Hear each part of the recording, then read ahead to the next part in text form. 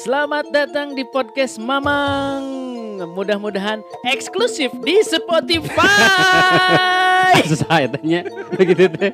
Eksklusif. Pada orang makan eksklusif, Bang perasaan. Belum. Masih dalam proses. Mudah-mudahan nanti ada yang menggait kita Ya. supaya bisa tetap eksklusif di Spotify ya. Amin. Amin. Meskipun masih gak tahu nih masih berapa lama lagi kita harus menunggu. Tapi jangan ya. sampai hopeless lah kita. Hayu ngobrol di acara podcast Mamang. Karena butuh waktu Mang sebetulnya perjuangan untuk eksklusif di Spotify.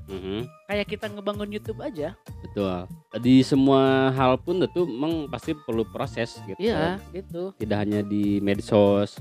Tapi kalaupun nanti nih, aminkan saja doanya, kita eksklusif di Spotify. Mohon maaf, nanti harus ikut aturannya, Mang. Betul. Ya.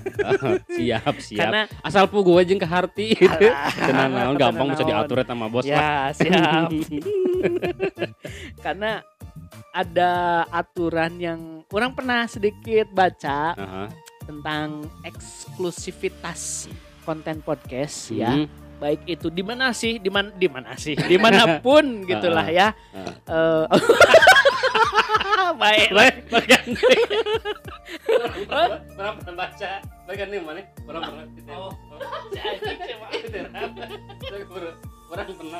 Nah, orang pernah baca artikel ya, dimanapun kita eksklusifnya gitu ya, konten podcast kita itu ada aturan yang cukup lumayan strict atau cukup lumayan ketat Mang yang harus kita patuhi.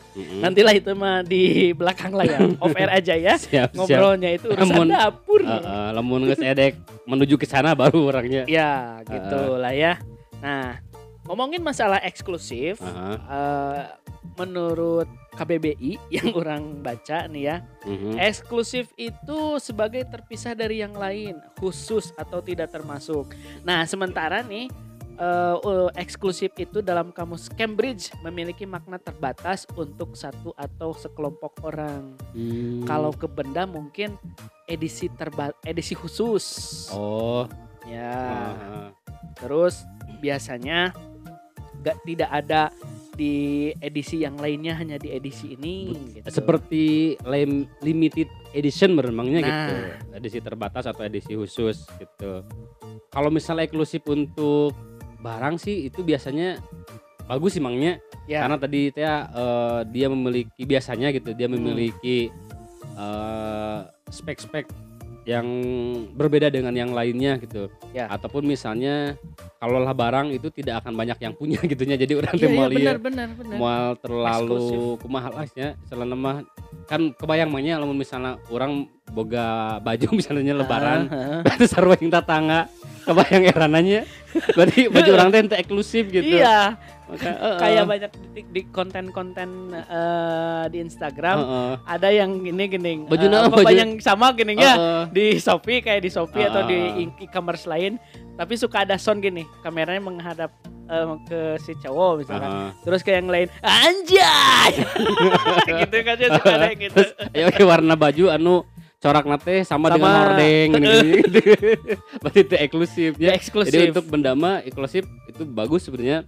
Tapi ada daya kekhususan gitu. Terus mahal atau terus jarang unik gitunya. Ya. Pastilah yang namanya unik-unik itu pasti jadi incaran orang-orang. Daya jualnya memang tinggi sih biasanya. Gitu. Tapi akan berbeda ceritanya atau berbeda halnya ketika eksklusif itu terjadi kepada seseorang. Tadi kan disebutkan ya.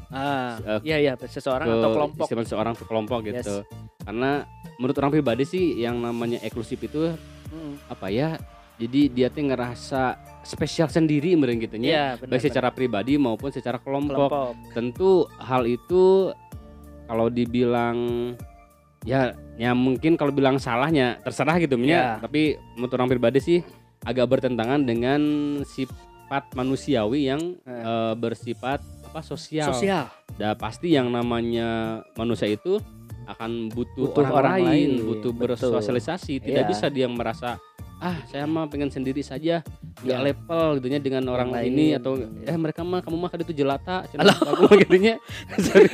Tapi ngomongin masalah itu ada loh permainan dulu Mang anak-anak. Aku orang kaya, aku orang kaya, aku orang miskin, aku orang minta miskin. Anak gitu nya. Minta anak satu, anak-anak tapi minta anak deh gitu ya. Lalir udah gitu. Kayak gitu lah punya eksklusif gitu. Ya, walaupun ya memang ya mungkin sifat itu memang ada juga di setiap istilahnya mungkin manusia itu ada kecenderungan ke sana lah gitu maksudnya gitu ya. Jadi bisa ada yang bersifat seperti itu, ada juga yang tidak. Jadi kembali ke masing-masing. Kembali ke masing-masing.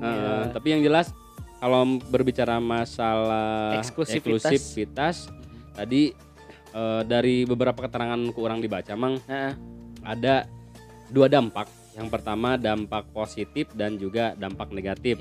Di sini kita tidak sebenarnya walaupun orang tadi bilang bahwa yang namanya eksklusif itu ya tidak dibilang tidak baik itu bukan menyalahkan tidak sudah sepenuhnya tidak baik gitu. Tapi ini kembali ke pribadi masing-masing gitu ya nama.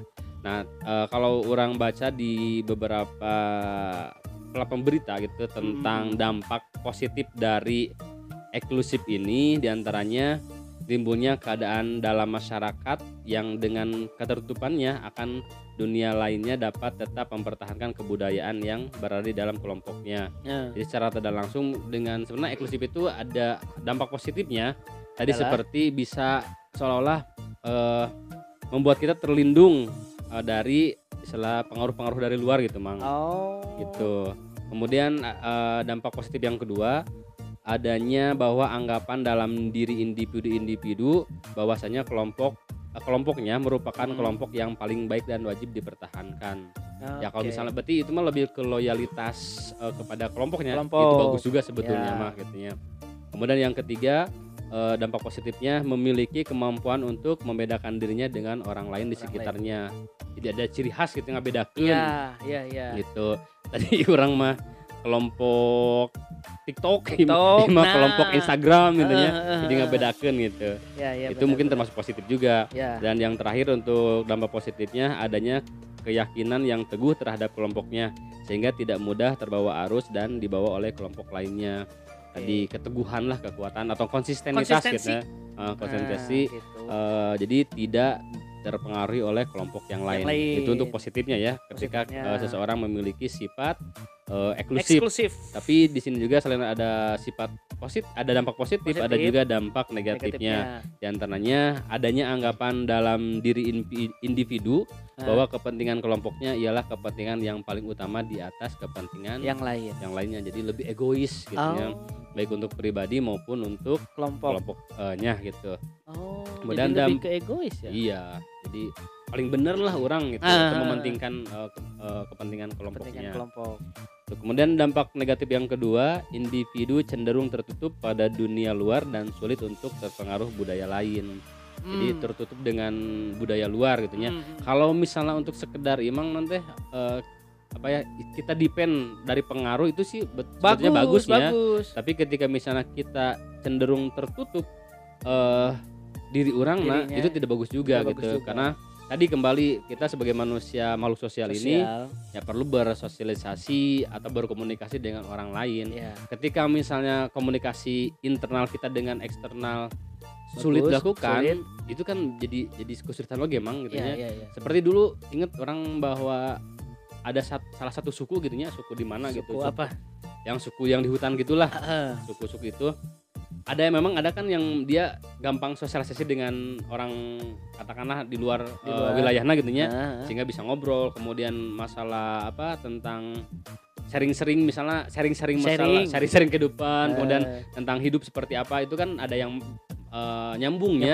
Sehingga ada suku-suku dalam yang dia ternyata bisa pakai baju gitu, bisa bersosialisasi dengan masyarakat, bisa pakai alat-alat yang bisa kita gunakan gitu. Tapi ada juga suku-suku yang dia menolak tetap dengan dengan pendiriannya gitu ya. Bahkan ada yang lebih ekstrim lagi, seolah-olah ketika ada orang lain yang mau masuk ke dalam wilayahnya atau wilayah lingkungannya itu seperti arek diajak perang lah gitu kan. Seremnya misalnya arek dipanah lah gitu. Itu kan itu mungkin salah satu ciri lebih ketertutupan gitu ya. Padahal belum tentu orang yang datang masuk dari luar itu jahat buat gitu. jahat ya. Tapi karena tadi dia terlalu eksklusif mungkin dengan kelompoknya atau dengan pendiriannya, jadi susah untuk menerima apapun yang datang dari luar seperti itu.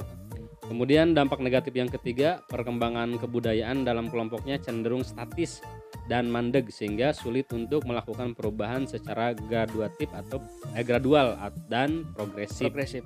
Jadi susah berkembang gitu ya, karena dia tidak membuka diri untuk lebih menerima dari luar gitu. Jadi tetap gitu sesuai dengan apa yang mereka miliki dan mereka tahui gitu.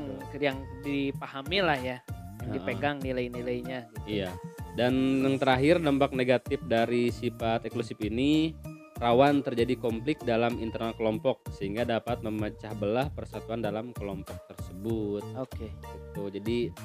Jadi rawannya memang setiap orang kan tadi kalau kita lihat ke poin 1 itu ada sifat ego.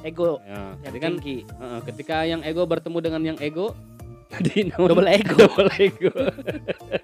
Jadi kan bisa membuat konflik lah gitu ya. Iya benar-benar. Dipahareng-hareng gitu. Udah mah secara kelompok dia eksklusif, terus pribadinya ego udah ngebeledak gitu. Tapi apapun yang sudah kita sampaikan, sifat eksklusif itu tentu tadi ada positif negatifnya. Ya. Silahkanlah dulur Mamang yang bisa menilainya. Betul. Atau memutuskan mau kemana sih arahnya gitu ya. Kita yakin dulur Mamang udah pada dewasa. Betul. Lah bisa memutuskan arah yang diinginkannya gitu, dengan pertimbangan nilai sosial dan budaya. Asik. Betul, asik. Gitu. Dan lupa Mang, episode kita ini tadi kan ngebahas masalah eksklusif ya. Dan eksklusif ini merupakan episode bagian dari tantangan 30 hari bersuara tahun 2022 yang diselenggarakan komunitas The Podcaster Indonesia. 30 hari bersuara, ngabam-blam saperana.